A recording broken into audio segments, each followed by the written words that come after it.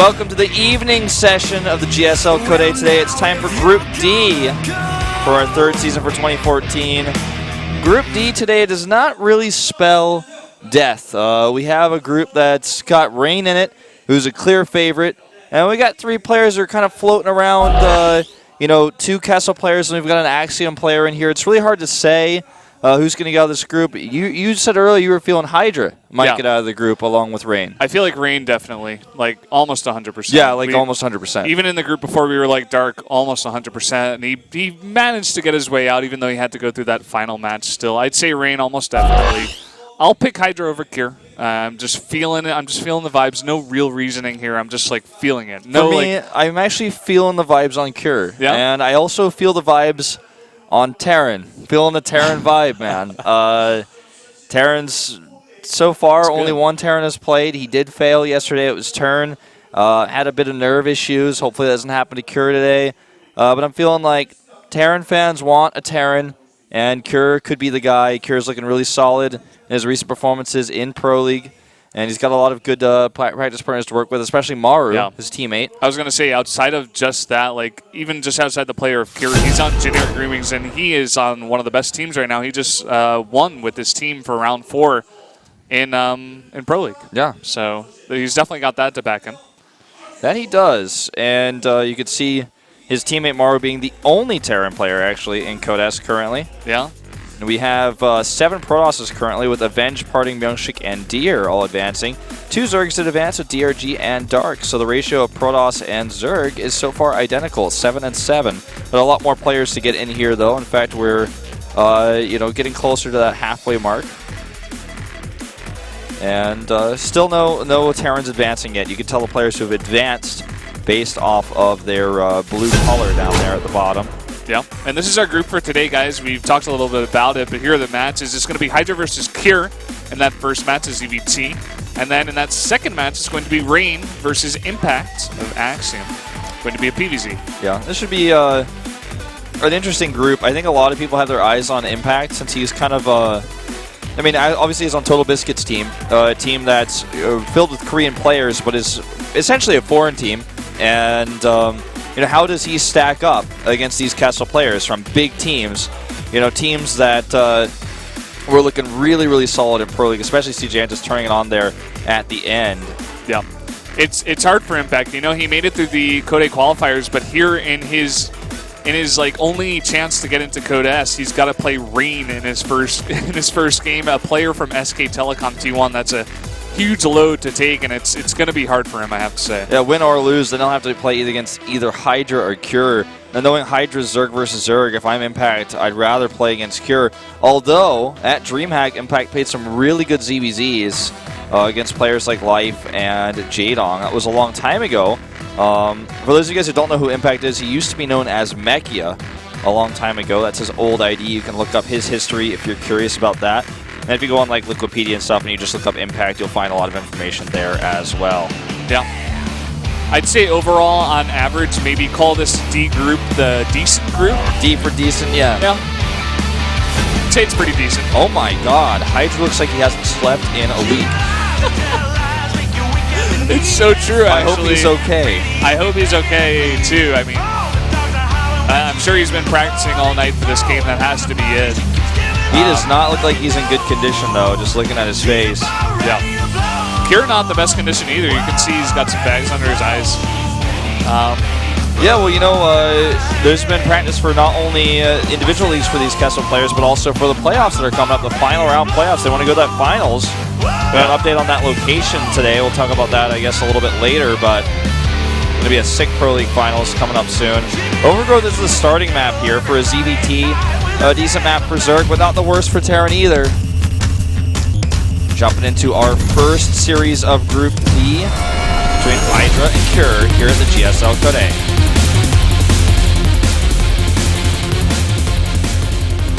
Down here in the bottom left in the red, the Zerg player, he is CJ Hydra.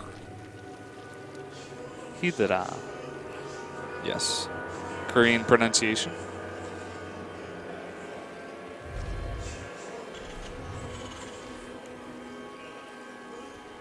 To the top right in the green. For Jin Air Green Wings, appropriately, he is. Jin Air Green Wings Cure. I like that ID.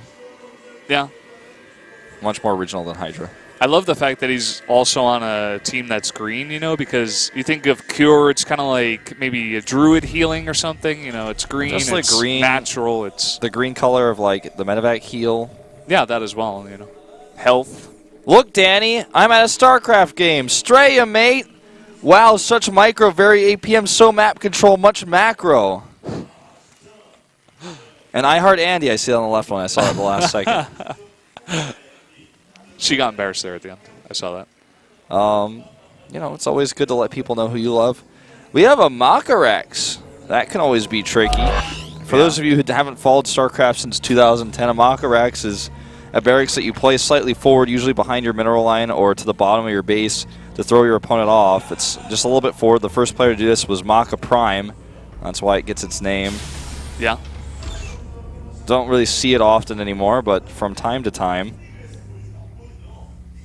Kind of throws your opponent off because he comes and sees and he thinks it's a proxy because he doesn't see any sort of barracks at the top of the ramp. And then he freaks out and he starts making Zerglings if he doesn't find it.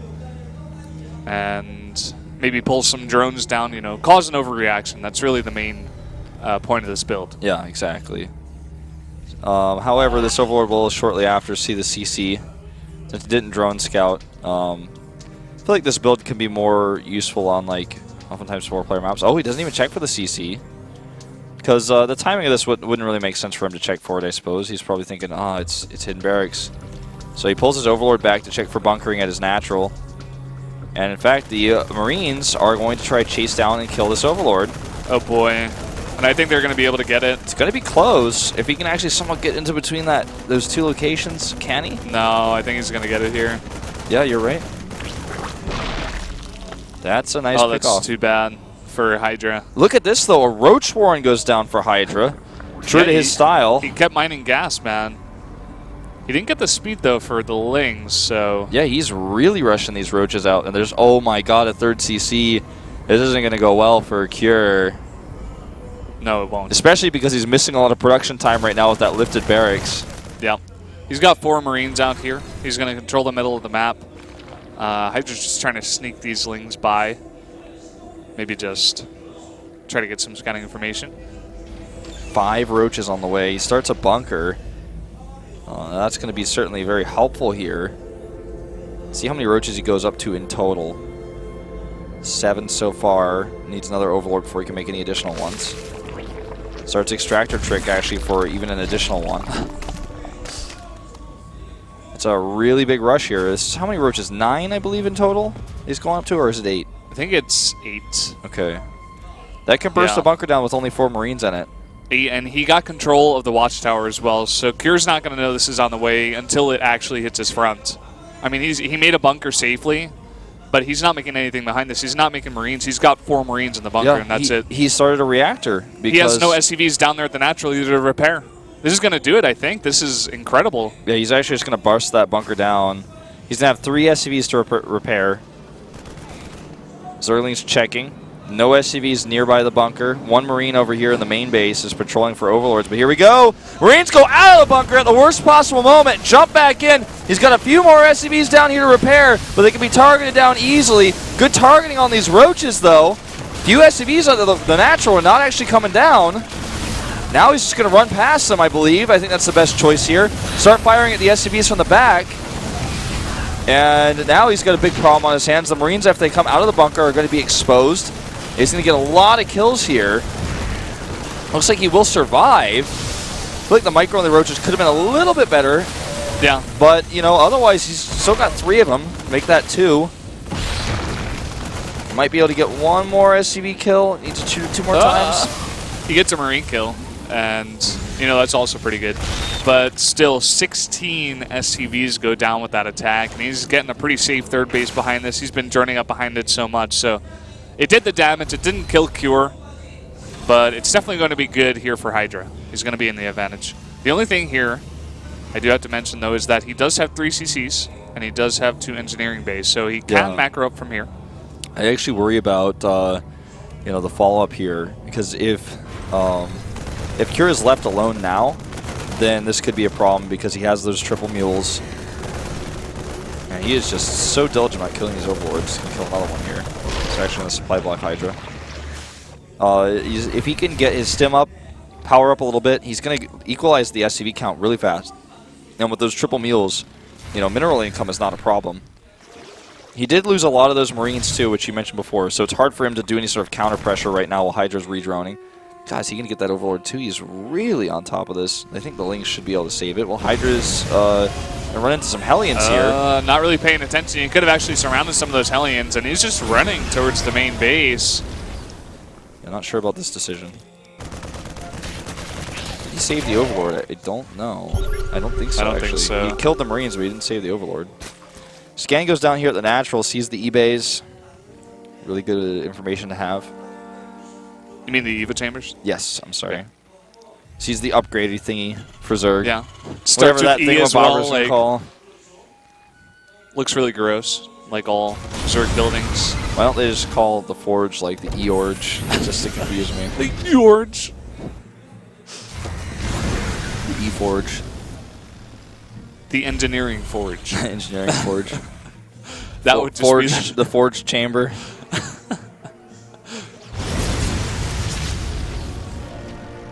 So, people call it Evo Chambers, Evos, Evo Chambers, Evolution Chamber. You even called it, heard it called EC. Really? I've never heard it called that. It was like a long time ago. People were calling it that. EC.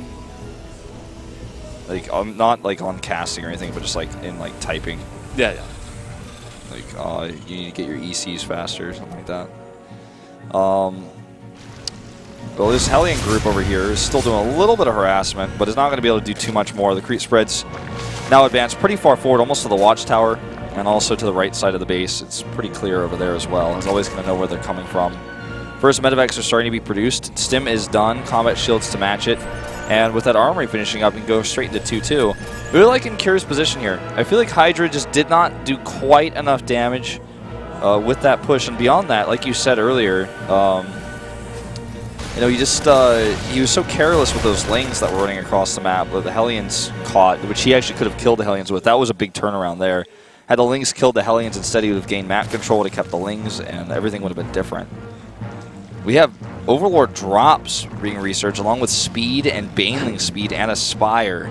This is so Hydra, man. Could see Baneling drops. Could see like a Doom drop in the main as well. Possibilities here. Still has the Roach Warren. I mean, he doesn't have any more upgrades for the Roaches, but... yeah. I don't think we'll see any more of those, but normally you don't really see Baneling drops because it's just... I don't know. I mean, if the Overlords get caught, it's really tough to make that work. Nice surround there on a lot of the Marines. Oh, wow, and he gets almost every Hellion, too. That was a nice little pickup there. There's a small group of Marines in the back that survived. I mean, there's no Baneling speed just yet, but that surround was really, really nice.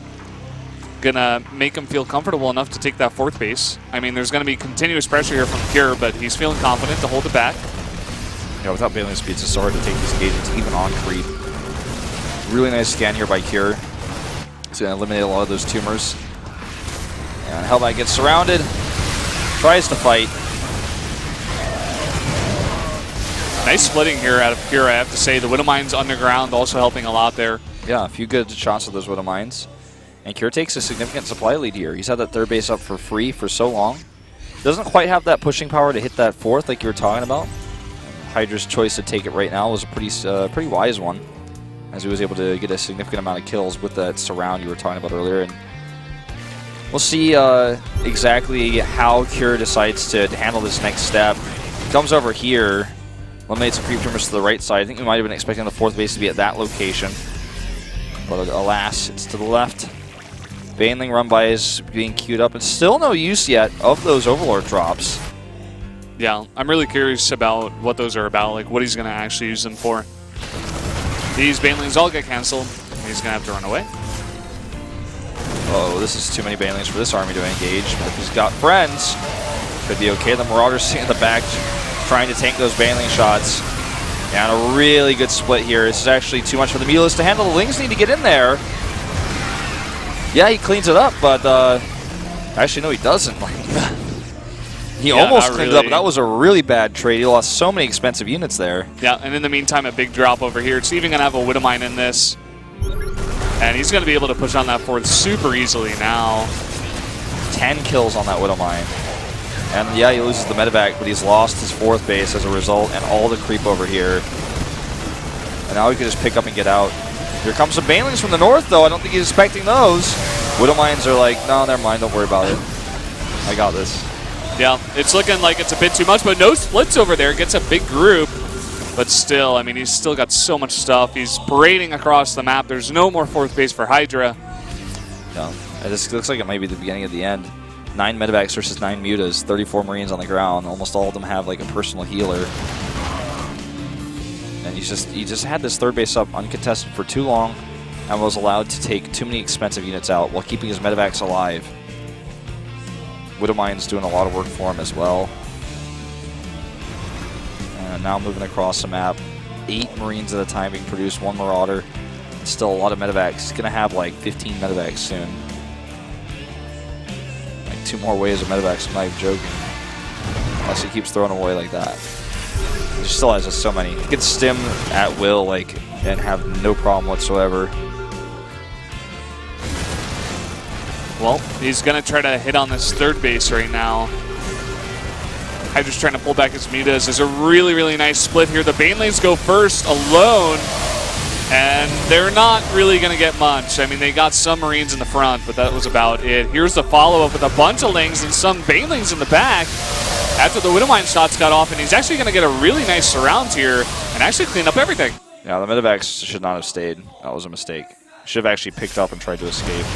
That's just got so many reinforcements that it's almost like he intentionally let it go because he was like, no, your Banelings are gone. Now what are you going to do? I got better upgrades than you. And the second his 3-3 is like almost done. But that actually kind of evened out the supply a little bit. And the 4th base is to the bottom right now finishing up, so you can send some drones over there. He's got 72 harvesters. There's 1 Corruptor on the production tab. That is interesting. Not exactly sure what that's about. Probably a misclick. Long-range medevac poker, I think, actually. Could be. Could just be like sit in a hold position to like the bottom left of the map where that medevac is, just to deny him. Yeah, that's where he is. That's exactly what he's doing. I don't know if it was intentional or if he was just like, well, I accidentally made a corruptor, might as well put it over here. That's where I'd be if I were a corruptor. Doing your job? That's where I'd be, man. Looks like an ideal spot. Yeah. No Marines can snipe me, but I can kill medevacs. So medevacs can't kill me even if they get past me. Planetary is being made at the 4th base here. If Cure is able to get a 4th, there's going to be a big problem. He's going to have a very big problem. Serious problem, indeed. Yeah, huge problem. This is a serious problem. So, 3-3, now complete. He moves across the map. Mulus trying to get cheeky. That Corruptor's not doing his job. He's trying so hard. Oh, no. And he's only one guy. Hydra's bringing a big chunk of his army back. He's not going to have everything back here to hold off the giant push. Some Banelings roll in. They don't get much shots at all. Most of them are canceled in the front as well. These Banelings can get some hits, but they don't, and a lot of Terran remains. There are no Banelings being made right now. Yep, this is just so many Marines. There's only 1 Marine left over there. This base gets focused down in like 1 shot by this entire army. Yeah, there's not any Banelings left on the ground, which means the Marines will push it back. GG. And GG. Cure takes a big one. The aggressiveness of Hydra was held off, and he had 3 CCs from there. His aggression was too much for Hydra to handle. That's the thing about going 3 CC against aggression. You might die because you went 3 CC, but if you don't die, you went 3 CC. So like you're probably going to be okay. Triple Mule, triple SCV production. You're just in a great spot. And then he was able to take control of the middle of the map, and there were some sloppy engagements by Hydra where he lost a lot of mutas. Not to say that Cure's splits were perfect either, but his aggression was well-timed and well-placed, and his multitask was good, always attacking several locations at once. I feel like we might see Nimbus here, actually. It could be... No, Sage on station. Yeah. He wants that space between him and his opponents. Get as sense. far away as possible. Zergs do really like this map. And we've seen Terrans go mech on this map before. But, of course, Bio will really work as well because you can drop in so many different locations and really pull that Zerg apart. Yeah. We'll have to see which style Cure favors. I think for him, maybe Bio. Yeah, I think Bio is going to be what we see. I mean, he's just already shown us some great Bio play. The ability to drop that natural from behind and then fly away from the Zerglings and whatnot, then drop out to deal with the Mulas that are chasing you. I feel like that kind of a strategy and a style is probably what we're going to see from him. One more win here from Cure will actually put him in that winner's match. A loss would tie us up, put it on to Cure's map choice. So we're getting tense here already in game number 1. This is the GSL Code A, the tournament that feeds into the most difficult tournament in the entire world, the GSL Code S.